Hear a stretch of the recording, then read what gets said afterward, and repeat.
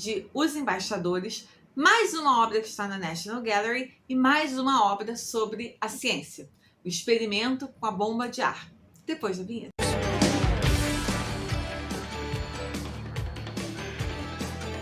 Sou eu, Amanda, aqui novamente no Arte para Você. E se a gente falou muito recentemente sobre Os Embaixadores, aquele quadro que está na National Gallery, que eu falei no último vídeo, hoje vamos falar sobre mais um quadro que está na National Gallery e mais um quadro que aborda temas como a ciência, a sabedoria, a vida e a morte. Um dos meus quadros particularmente favoritos, eu sei que eu falo muito isso, mas acaba sendo verdade, mas esse realmente é um dos mais incríveis. Eu acho que é uma das obras mais impactantes quando a gente vê ao vivo. Eu me lembro até hoje, quando eu vi a primeira vez ao vivo, assim, é uma coisa, e cada vez que você revê, é simplesmente assim, é uma experiência mesmo, daquelas obras que são experiências, assim, estar com elas, né? Assim, é uma coisa realmente de um impacto absurdo. E então vamos falar sobre o experimento com a bomba de ar. Mas antes, vou pedir mais uma vez que deixem o like, vou pedir que assinem o canal e que ativem o sininho para saberem, vocês ficarem sabendo quando novos vídeos estejam entrando por aqui. Para vocês não custa nada, é R$0, é muito rapidinho, mas para mim faz muita diferença, ajuda muito na distribuição do vídeo, ajuda muito o vídeo a chegar a mais pessoas e, né, o que eu faço aqui acabar atingindo mais gente que possa curtir esse assunto. Mas então vamos entrar no assunto do vídeo de hoje, que é o experimento com uma bomba de ar do Joseph Wright of Derby. Como eu disse, também está lá na super incrível e maravilhosa National Gallery de Londres. Mas antes, vamos falar um pouquinho mais sobre o Joseph Wright of Derby, que foi o primeiro grande pintor inglês a basear a sua carreira fora de Londres. E o Wright se distinguiu por temas incomuns tratados com luz e sombra dramáticos. Ele era filho de um advogado e nasceu, como seu nome indica, na cidade de Derby, nas Midlands inglesas. Ele passou 2 períodos em Londres estudando retrato antes de se fixar em sua cidade natal, onde logo ganhou reputação. Embora tenha continuado a pintar cenas industriais e paisagens, os retratos foram uma grande fonte de renda constante e confiável por toda a sua carreira. Na década de 1760, Wright começou a experimentar o claro-escuro em suas pinturas. As cenas à luz de vela mostram seu talento e originalidade e são justamente muito famosas, em especial as suas duas obras de tema científico. Palestra de um filósofo sobre o planetário e essa aqui, um experimento com uma bomba de ar, que são de 1766 e 1768, respectivamente. Na obra propriamente dita, ela é iluminada dramaticamente por uma única fonte brilhante e luz que produz um jogo extraordinário de sombras. E essa pintura representa uma cena doméstica incomum. Um grupo familiar observa o desenrolar de um experimento científico apresentado a elas à noite. As reações das pessoas são habilmente captadas e suas faces, estupendamente iluminadas, expressam uma gama de emoções humanas. De tamanho natural e com acabamento tão liso que parece quase uma fotografia, o experimento com uma bomba de ar é uma das famosas e originais cenas à luz de velas do Joseph Wright of Derby. Essa pintura foi criada durante um período de grande atividade científica na Europa do século XVIII. Na época, era moda cientistas viajarem com seu equipamento e realizar demonstrações em casas de campo. Eventos que não eram só divertidos, como também educacionais. O Wright tinha um grande interesse por descobertas científicas. É provável que tenha frequentado palestras e buscasse promover o interesse das classes ricas pelas inovações científicas da época. Nessa pintura, uma ave viva foi fechada num grande frasco de vidro e o ar extraído para criar vácuo. O experimento visava demonstrar o efeito da privação do ar sobre as criaturas vivas. Testemunhamos o momento decisivo em que o cientista pode escolher entre reintroduzir ar no frasco para fazer reviver a ave ou deixá-la morrer. A gente nunca sabe o que de fato acontece. A gente não consegue saber o que foi decidido. A cena se encerra antes. Essa incerteza e as reações emocionais do grupo acentuam o caráter dramático dessa pintura. Por meio do chiaroscuro muito forte, o Wright imediatamente prende a nossa atenção, dirigindo o foco para as figuras dramaticamente iluminadas, delineadas com clareza contra a escuridão do fundo. O cientista de cabelos brancos, semelhante a um mágico, com a mão direita no topo do frasco, olha direto para nós. Com seu olhar penetrante, ele nos cativa imediatamente. O rosto e gestos brilhantemente iluminados de cada um dos espectadores, principalmente das crianças, registram aflição, preocupação e às vezes até indiferença. O fundo da pintura está na sombra, exceto por uma segunda fonte de luz, maravilhosa, aliás, a lua cheia na janela na direita. O Wright era obcecado pela representação de efeitos de luz, uma preocupação que ele teve por toda a sua vida. Estivesse ele pintando cenas da Revolução Industrial do Reino Unido ou cenas da erupção do Monte Vesúvio na Itália. E a grande originalidade do experimento com uma bomba de ar está justamente no domínio de luz, aliado a um tema muito pouco convencional. É uma obra que acaba simbolizando todo o período do iluminismo europeu. E uma coisa que eu acho muito interessante nessa obra é que, se a gente olhar, tem um grupo de pessoas, né, no entorno desse cientista, e as reações são muito diferentes, né? Eu vou falar sobre as reações de cada uma dessas figuras daqui a pouquinho.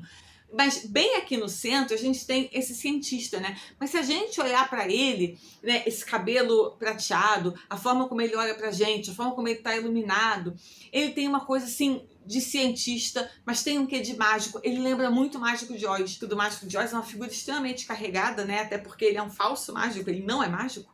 E esse aqui me lembra muito o mágico do Mágico de Oz, né? O mágico que não é um mágico. Ele também parece muito uma figura de um profeta religioso, mas também poderia ter um quê de falso profeta. A gente olha e pensa, será que ele é um charlatão? Ele é mesmo, e aí, um cientista, ou ele é só um fingidor? E aí tem todas essas camadas dessas figuras, né? Uma sobreposta à outra. O cientista, o mágico, o profeta, o filósofo. E aí a gente pensa um pouco assim em etapas, né? Se a gente pensar na filosofia do rei, o pensamento humano primeiro seria, né, o pensamento mágico, depois que seria suplantado pelo pensamento religioso, que seria suplantado pelo pensamento científico. Claro que na vida as coisas não são, né, tão assim, essa quase que um evolucionismo do pensamento humano não foi exatamente assim que aconteceu, mas essa linha de pensamento, né, de algumas correntes filosóficas, né, de pensamento mágico suplantado pelo pensamento religioso, suplantado pelo pensamento filosófico, científico, essas três figuras aqui estão meio misturadas, né? A gente vê que esse personagem aqui, ele é um cientista, mas ele tem um quê de mágico, ele tem um quê de ator fazendo uma performance, de showman, assim como ele também tem um quê, lembra muito uma figura de um profeta religioso, mas ele pode ser um charlatão. Então é uma figura muito intrigante, né? Uma figura, eu acho incrível, assim, em termos de camadas de leitura dessa figura central dessa obra.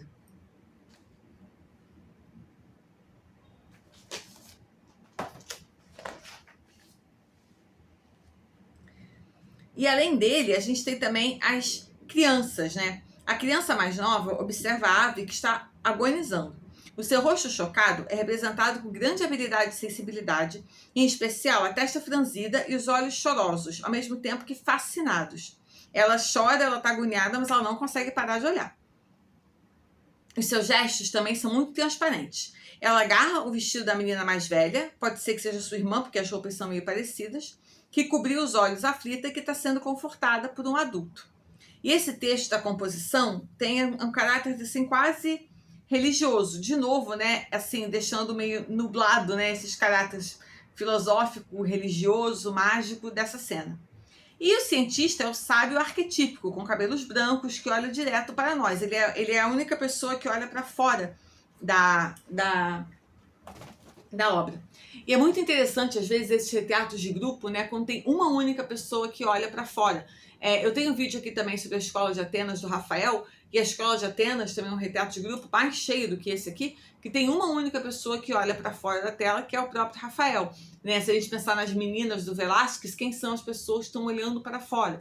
Então, quando você destaca uma pessoa que olha para o espectador, que se comunica direto com a gente, ele quase que sai do quadro, né? Ele faz uma comunicação com a gente que está aqui fora da cena, e é muito interessante a gente pensar quem é a pessoa que é escolhida para isso, por que ele está olhando para a gente, está fora do quadro, ele sabe alguma coisa, ele está convidando a gente para refletir junto com essas pessoas sobre o destino da ave, ele está convidando a gente para refletir sobre a natureza da ciência, sobre a natureza da magia, sobre a natureza da religião, ele está desafiando a gente a pensar se ele é um cientista de verdade, se ele é um mágico, se ele é um charlatão, se ele não é um charlatão, o que a gente acredita sobre a natureza da ciência, sobre a natureza da filosofia, filosofia, ou seja, é muito, como eu estava falando sobre todas essas camadas que essa figura tem, é muito interessante também que essa figura esteja olhando pra gente, né? Só ele olha para fora, só ele tem noção de que tem uma outra camada. A ave é essa cacatua branca que está levemente sufocando no fundo de um frasco de vidro. Seria mais normal, assim, tipo comum, né, fazer essa demonstração com pássaros menos exóticos, né, um pássaro normal, e não um animal tão raro e tão caro. O Wright pode ter escolhido a ave por seu tamanho e cor, que se destacam bem no fundo escuro. E talvez também a cacatua tenha sido escolhida por sua semelhança com uma pomba, que é o símbolo do Espírito Santo. No centro do quadro há um jarro bem iluminado com um objeto não identificável. Imaginava-se que seria o pulmão de um pônei com um canudo que permitiria inflá-lo e esvaziá-lo. Mas interpretações mais recentes identificam o objeto como um crânio parcialmente dissolvido. O indicador direito cientista parece apontar o crânio, talvez lembrando aos espectadores que está no controle desse momento entre a vida e a morte. Tem um homem na direita do quadro, de perfil sutilmente iluminado, que está totalmente absorto nos seus próprios pensamentos. Ele não olha para mais ninguém, ele não interage com ninguém e ele está de lado para a gente. A maior parte do seu corpo está na escuridão e ele parece alheio à demonstração. Seu olhar se dirige ao crânio no jarro, um lembrete simbólico da morte. Essa figura, mais velha que a maioria das outras figuras aqui, pode estar pensando na própria morte, na própria velhice e na finitude da vida. À esquerda da mesa segura um relógio de bolso na mão esquerda, provavelmente para cronometrar o experimento. Ele pode representar o observador frio e indiferente, assim como o próprio caráter da ciência, né, que tem que ser fria, né, que tem que ser distanciada, enquanto o menino atrás dele está claramente fascinado. E na semi-escuridão, iluminado apenas pela lua, o menino na extrema-direita está à margem do grupo. Não está claro se ele está apanhando a gaiola pendurada no teto porque a cacatua vai ser poupada ou içando-a de volta porque a ave vai morrer. E tem também ali um jovem casal que está mais interessado um no outro do que no experimento. E eles dão um toque de leveza e romance à obra. Wright colocava amigos e familiares em pinturas e é provável que o homem seja seu amigo Thomas Coatman com a noiva Mary Barlow. O quadro O Senhor e a Senhora Coatman, também dele, do próprio Wright, celebrou o seu casamento. Tem uma coisa interessante também, que você tem várias etapas, né, da própria vida humana mostradas aqui e como elas se relacionam, cada uma, com a própria questão da mortalidade, né? Então você tem a criança que olha muito assustada, mas não consegue parar de olhar. Aí a menina já maiorzinha já está num estágio, digamos assim, que ela não consegue nem mais olhar, porque ela já tem um pouco mais de noção, né? Ela já está um pouco mais no pensamento abstrato, no pensamento simbólico, né? Ela já tem um pouco mais de noção de representatividade, de uma linguagem um pouco mais sofisticada, então ela já consegue antever mais, ela já tem uma noção melhor, né, de processo, então ela já não olha, porque ela já tem um senso, né, até de agonia e de consequência das coisas, então ela já nem olha.